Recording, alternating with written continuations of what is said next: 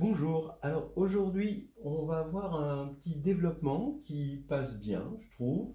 Je l'aime bien parce que on va analyser des homéomorphismes de R, donc c'est de l'analyse, mais c'est avec un regard de groupiste. C'est-à-dire qu'on va regarder ça comme un algébriste qui regarde un groupe, qui étudie un groupe avec sa façon, sa démarche pour étudier un groupe, classe de conjugaison, quels sont les ordres, y a-t-il des morphismes, etc. etc. Voilà. Mais pourtant, l'objet de base, le corpus, bah, c'est de l'analyse. Hein. Ce sont des homéomorphismes de R. Donc il n'est pas plus analytique que ça. Vous pouvez trouver ça dans Carnet de voyage en analysant. Tout ce que je vais raconter, là, c'est dedans. Alors donc voilà, on commence. Soit j'ai l'ensemble des fonctions de R dans R qui sont des homéomorphismes. Alors pour la loi rond, G est un groupe. Alors oui, parce que quand on compose deux homéomorphismes de R, ça donne bien un homéomorphisme de R. Ce qui fait penser un petit peu à Sn, le groupe des permutations, ou le groupe des permutations même d'un ensemble X. Sauf que là, c'est un groupe de permutations qui respecte une structure topologique. Bien. Et dans S de X, on sait qu'il y a un morphisme qui va de G, de Sn de X, dans 1 moins 1. Donc il y a ce qu'on appelle la signature. Là, ici, il va y avoir aussi une forme de signature, c'est-à-dire, c'est tout simplement être croissant ou être décroissant. Bon. Donc, regardez comment je vais le dire. G plus l'ensemble des f dans G tel que f est croissant, alors G plus est un sous-groupe distingué d'indice 2 dans G. Donc du coup, ça va rentrer dans une liste de groupes qui ont cette même propriété avec un sous-groupe d'indice 2. Je vous rappelle, parce que je le mets ici, vous avez R étoile, vous avez le signe, d'accord. Donc vous avez un morphisme, c'est la règle des signes, qui va vers plus ou moins, ou vers 1, moins 1, qui a un positif donne plus, qui a un négatif donne moins. Vous avez Sn, d'accord, vous avez la signature, GLN de R aussi, où vous regardez le signe du déterminant, et vous avez ON de R avec le déterminant, qui est égal à plus ou moins 1. Voilà. Donc ici, vous avez toujours des morphismes surjectifs sur 1 moins 1, et G, le groupe des homomorphismes de R, ne va pas déroger à la règle. Donc comment on montre ceci? Eh bien, je vais le montrer. D'abord, il faut bien savoir que f étant un homéomorphisme de R, forcément, f est soit strictement croissant, soit strictement décroissant. Alors ça paraît une évidence, je trouve que dans les livres, et souvent quand on pose la question à un candidat, c'est un petit peu fait à la légère. Ce que j'appelle à la légère, c'est que si f est croissant et décroissant, alors forcément, on a un AB où c'est croissant et un BC où c'est décroissant. Et après, on utilise le théorème des valeurs intermédiaires pour montrer que ce n'est pas possible. Non, là, non. Effectivement, avec un peu de savoir-faire, on arrive à se ramener à A, B, C. Mais dit comme ça, c'est faux. Parce que ça ne vient pas, le fait de ne pas pouvoir avoir ça ne contredit pas le fait d'être croissant ou décroissant. Regardez ce que ça veut dire d'être croissant ou décroissant.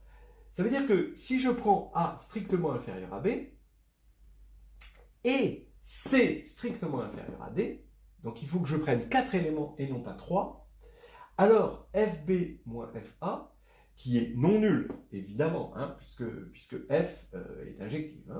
Donc, cette différence et cette différence, F de D moins F de C, sont de même signe, toujours. Donc, si ce signe est croissant, si ce signe est plus, ce sera croissant, si ce signe est moins, ce sera décroissant. Mais en tout cas, ce sera de même signe. Donc, pour le montrer, il faut montrer que le produit des deux est strictement positif. Voilà. Donc, pour le faire proprement, ce que je fais, c'est que je crée un chemin x de t qui va de C vers A, d'accord? Donc vraiment le segment, d'accord? Et de la même manière, y de t, c'est un chemin, donc t va de 0 à 1, hein, qui va de d à b. Et je construis le chemin gamma de t, qui est égal à f de y de t moins f de x de t, facteur de f de d moins f de c, de sorte que c'est un chemin, bah, évidemment, continu. Gamma est continu. Gamma de 0, bah, en 0, ça va faire cd, donc on va avoir f de d moins f de c, facteur de f de d moins f de c, donc c'est au carré. Étant donné que ça c'est non nul, parce que f est injective, donc c'est strictement positif, parce qu'on est sur R. Et maintenant, on regarde gamma de 1, donc on va avoir b ici et a respectivement, donc on va avoir f de b moins f de a, facteur de f de d moins f de c. Alors, si jamais ces deux-là n'étaient plus de même signe, ça, ce serait strictement négatif. On aurait gamma de 0 qui est strictement positif, gamma de 1 qui est strictement négatif. Donc, comme gamma continue, ça passerait par 0. Comme ceci serait nul avec ça, bah, non nul, bah, forcément, ceci serait nul. Donc, on aurait ceci nul pour un T0 dans 0,1. Voilà. Mais ça, si je dois calculer combien ça vaut, c'est très facile de voir que c'est T0 B-A plus 1 moins T0 D moins C. Mais ça, regardez, comme B-A est strictement positif, D moins C est strictement positif, et T0 est positif, 1 moins T est positif, et 1 des deux est strictement positif, donc ça, c'est strictement positif, donc ce serait impossible de l'annuler. Voilà. Donc, moralité, là, on a bien montré que f est soit strictement croissant, soit strictement décroissant. Et on a un morphisme, signature, en quelque sorte, hein, une espèce de signature, qui va de g dans 1 moins 1, c'est une règle des signes. Si on a f croissante, on envoie sur plus, sur 1, et si f est décroissante, on envoie sur moins. Et bon, la règle de croissance fait que c'est bien un morphisme. Voilà. Maintenant, G+, évidemment, va être le noyau de ce morphisme. Et donc, G+, va être un sous-groupe distingué, puisque c'est un noyau, et d'indice 2, puisque le quotient est de cardinal 2. Voilà, dans G.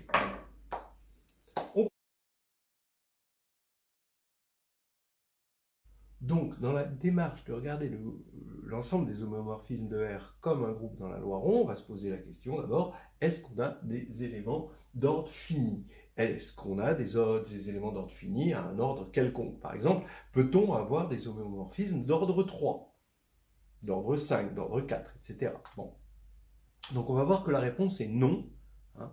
On ne peut avoir que des homomorphismes d'ordre 2 ou 1, évidemment. Mais ça, dans ce cas-là, c'est l'identité, hein, forcément.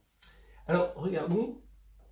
Si f est non trivial, voici un énoncé, d'ordre fini, non trivial, donc ce n'est pas l'identité, et d'ordre fini, alors f est décroissante et d'ordre 2. Alors, voici la preuve.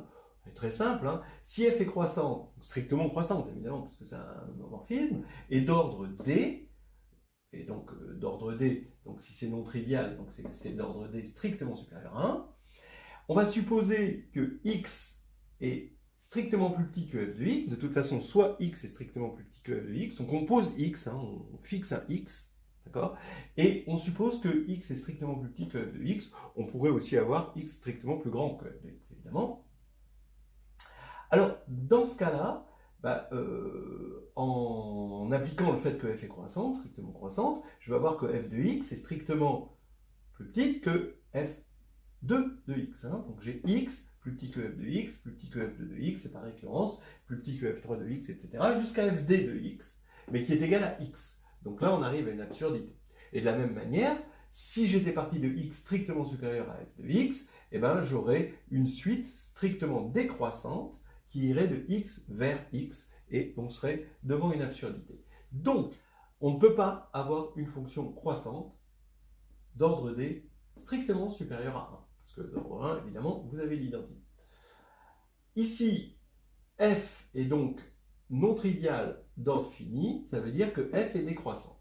Donc f est décroissante d'ordre fini, mais maintenant f2, d'après ce qu'on a dit tout à l'heure, est croissante et d'ordre fini, puisqu'on a mis au carré f qui est d'ordre fini. Donc f2, d'après ce qu'on a vu, est forcément égal à l'identité. Donc ça veut dire que f est d'ordre 2, puisque f est différente de l'identité. Voilà. Alors, juste deux petites remarques. D'abord, ça veut dire quoi d'ordre 2? Vous voyez un exemple de fonction décroissante, on peut en construire comme on veut, parce que ça veut dire, comme f est d'ordre 2, ça veut dire que si f de x est sur le graphe, d'accord, vous avez un point sur le graphe, alors f de x est sur le graphe, puisque f de x, ça fait x, puisque f2 est égal à l'identité. Donc ça veut dire que le graphe est symétrique par rapport à la première bisectrice. Et c'est ainsi et seulement si. Donc vous allez avoir des fonctions comme ceci, que vous pouvez construire. Il faut bien que ce soit décroissante, que la limite ici aille vers plus l'infini en moins l'infini, et moins l'infini forcément en plus l'infini, et avec évidemment un point fixe unique. Voilà. Une autre marque, donc finalement ça veut dire qu'on peut en construire des tas, des fonctions comme ça, autant qu'on veut. Et maintenant une dernière remarque, si je remplace ici R par C, alors j'aurai un groupe d'homéomorphismes de C dans C qui lui possède des éléments d'ordre fini pour tout ordre donné. Il suffit de se donner oméga, une racine primitive énième de l'unité, et vous avez l'application de C dans C qui à Z donne oméga Z, qui va être forcément d'ordre N. Voilà. Et qui va être un homéomorphisme, ça c'est clair pour tout le monde. Donc voilà déjà une différence fondamentale entre R et C. Voilà, on va continuer, et maintenant, ce qu'on va montrer, c'est que ces éléments d'ordre fini, et non triviaux, forment une seule classe de conjugaison. Voilà. Alors donc, on va montrer la chose suivante, c'est que les éléments non triviaux d'ordre fini forment une seule classe de conjugaison. On avait vu que les éléments non triviaux d'ordre fini sont forcément des homéomorphismes décroissants d'ordre 2. Alors donc ça veut dire qu'on va prendre deux homéomorphismes décroissants d'ordre 2, alors il va falloir montrer qu'il existe phi, qui est dans G, qui est un homéomorphisme évidemment, pour que ce soit une classe de conjugaison, tel que phi rond G rond phi moins 1 est égal à f. Alors évidemment, par transitivité, on se ramène à un G particulier, et le G particulier, donc l'élément de forme normale dans la classe de conjugaison, ça va être forcément l'homéomorphisme iota, tel que iota de x égale moins x. Alors effectivement, iota de x égale moins x, si vous voulez, son graphe c'est la deuxième bisectrice, il est évident que c'est un homéomorphisme de R dans R d'ordre 2. C'est ça qu'on va montrer. Si f est d'ordre 2, alors f est conjugué à iota. Et ça montrera notre assertion. Bon, donc là, on a f qui est décroissante d'ordre 2. Comme f est décroissante, f possède un unique point fixe x0. D'accord, bon, ça c'est assez clair. Comme f est décroissante et c'est un homéomorphisme, ça va aller de plus l'infini vers moins l'infini. Et donc, quand on va regarder l'application qui a x donne f de x moins x, ça va aller aussi de plus l'infini vers moins l'infini. Ça va être continu, strictement décroissant, et donc il va y avoir un unique 0 donc, pour cette fonction, donc un unique point fixe x0 pour f. Donc maintenant, je vais construire phi de la manière suivante. Phi de x est égal à x plus x0 si x est strictement positif. Phi de x est égal à f de phi de moins x si x est strictement négatif. Et bon, par exemple, donc si x égale 0, eh bien, je vais prendre phi de x égale x0. Voilà. Alors, j'affirme que phi appartient bien à G, d'une part, donc ça, ce qui n'est pas tout à fait trivial, surtout qu'on a défini phi sur deux intervalles, et que phi rond iota rond phi moins 1 est égal à f, ce qui fait que iota va bien être dans la même classe de conjugaison que f pour G. Alors d'abord, qu'est-ce qu'il faut montrer? Que phi appartient à G. Donc il faut montrer que phi est continue, strictement croissante, surjective. D'accord? Donc ça établira qu'on a bien un homéomorphisme.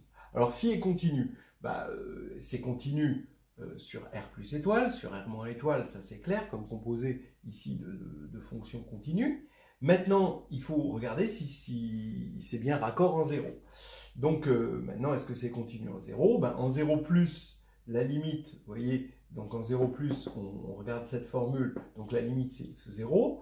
En 0 moins, on regarde cette formule, mais ça va devenir 0 plus, donc ça va devenir x0, et on a f de x0, mais justement on a choisi x0 comme étant un point fixe, donc f de x0 c'est égal à x0, et donc finalement phi de 0 plus et phi de 0 moins coïncident, ce qui fait que ça va être continu en 0, et donc continu sur R tout entier. Maintenant c'est strictement croissant, oui. Maintenant que c'est continu en 0, il suffit de montrer que c'est strictement croissant sur R plus étoile et que c'est strictement croissant sur R moins étoile. Et sur R plus étoile, c'est évident que ça c'est strictement croissant. Et sur R moins étoile, comme x donne moins x est décroissante, phi, là c'est phi, c'est la restriction de phi sur R plus étoile, donc ça c'est strictement croissant d'après ce qu'on a dit, et f est décroissante. D'accord? Donc on a du décroissant, croissant, décroissant, donc ça fait du strictement croissant. Donc phi est strictement croissante, entre autres elle va être injective. Donc maintenant phi va être surjective, oui, puisque phi est continue, il suffit de montrer qu'elle va de moins l'infini vers plus l'infini, et effectivement, c'est le cas, quand x tend vers moins l'infini, ça va tendre vers plus l'infini, et donc ça va tendre vers moins l'infini, que f est décroissante et que c'est un homéo. Et là, ici, ça c'est clair que quand x tend vers plus l'infini, ceci va tendre vers plus l'infini. Voilà, donc phi est bien un homéomorphisme. Bon, ça, on a des théorèmes pour ça, qui permettent de nous établir tout cela. Maintenant, il faut encore montrer que phi rond iota rond phi moins 1 est égal à f, c'est-à-dire que, quel que soit y, donc ici, je veux que phi rond iota soit égal à f rond phi. Donc phi rond iota, ça veut dire que phi de moins y, parce que iota, c'est x donne moins x, donc phi de moins y doit être égal à f de phi de y, quel que soit y. Alors commençons par y positif. Si y est positif, regardons ici la définition. On pose y égale moins x avec x négatif, puisque y est positif, et j'ai bien la formule par construction. Maintenant, si y est négatif, alors il faut montrer ça pour y négatif, eh bien, je n'ai qu'à passer f de l'autre côté, comme f est d'ordre 2, c'est là qu'on s'en sert, on va avoir f de phi de moins y est égal à phi de y, et oui, pour y négatif, c'est exactement cette formule-là, en remplaçant x par y, ici. Voilà, donc on a tout ce qu'on veut, et on vient de montrer qu'il n'y avait qu'une seule classe de conjugaison.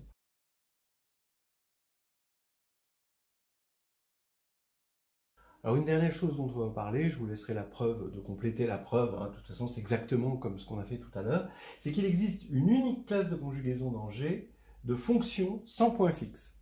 D'accord? Donc forcément, les fonctions sans point fixe sont croissantes. Vous en avez comme ceci ou comme cela, d'accord? Et on peut imaginer, le tout c'est qu'elle soit croissante comme ça, qu'elle aille de moins l'infini vers plus l'infini, et qu'elle ne touche pas la première bisectrice. Donc vous voyez que ça va aller de deux côtés. Alors comment on va faire pour montrer ce truc-là? Eh bien d'abord, la forme normale qu'on a vue tout à l'heure, c'était iota de x égale moins x. Là ici, la forme normale, ça va être tout simplement x donne x plus 1. D'accord? Donc x donne x plus 1, qui effectivement est un homéomorphisme croissant, et évidemment sans point fixe. On va se ramener, on va ramener toutes les fonctions comme ceci, f, qui sont sans point fixe, à cette forme normale-là, en conjuguant par un phi dans G. Alors, regardez, si f est sans point fixe, f de 0 n'est pas égal à 0. D'accord? Donc il est puisqu'il n'y a pas de point fixe. Donc il est soit strictement positif, soit strictement négatif. S'il est strictement négatif, ben, on peut conjuguer par iota et obtenir f de 0 strictement positif. Donc là, ça c'est voilà, hein, ça c'est facile. Je vous laisse vérifier, hein, je vous laisse remplir l'épreuve. Hein.